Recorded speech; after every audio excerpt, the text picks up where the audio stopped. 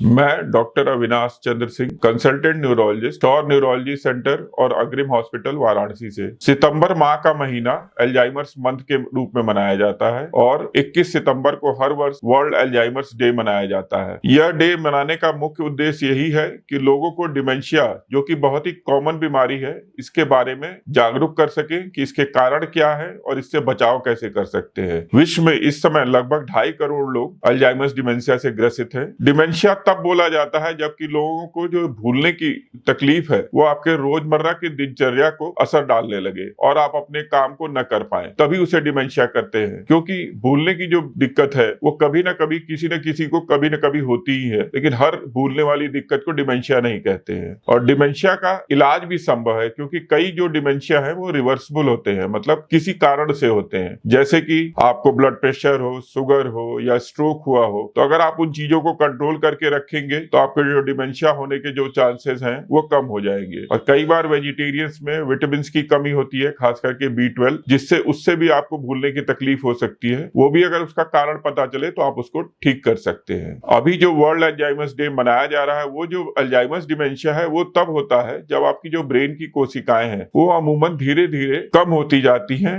सिकुड़ती जाती हैं। लेकिन जो ये पेशेंट्स होते हैं उनमें कुछ कारणों से इनकी जो एट्रोफी होने की गति है वो काफी बढ़ जाती है और ये अमूमन 65 वर्ष या उससे अधिक उम्र में होता है। लेकिन अल्जाइमर्स डिमेंशिया में कई बार ऐसा हो सकता है कि कुछ अनुवांशिक कारण हो सकते हैं, जेनेटिक रीजन, उसमें ये यंग एज में भी हो सकता है। आप डिमेंशिया से कैसे बच सकते हैं? आप अगर यंग और मिडिल एज ग्रुप में हैं और आप अपनी लाइफस्टाइल को ठीक से सुधारें, जैसे कि रेगुलर एक्सरसाइज करते रहें, फिजिकली एक्टिव रहें, उस फिजिकल एक्टिविटी के साथ साथ अपने ब्रेन को भी एक्टिव रखें, अपनी हॉबी को परस्यू करें और अगर कोई पजल सॉल्व करते हैं तो उसको एक्टिवली करें डेली, ताकि आपका ब्रेन एक्टिव रहे।